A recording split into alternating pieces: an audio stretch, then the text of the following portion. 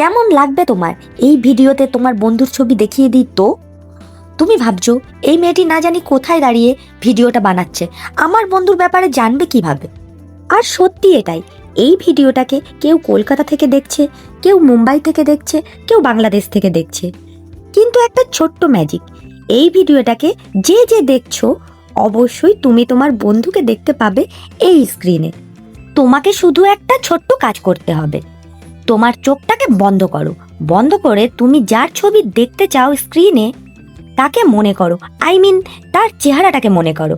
এখন আমি তোমাকে স্ক্রিনে একটা ছবি দেখাবো, তোমাকে এই ছবিটাকে 90% চোখ বন্ধ করে দেখতে হবে, মানে 10% চোখ খোলা রেখে 90% চোখ বন্ধ করে।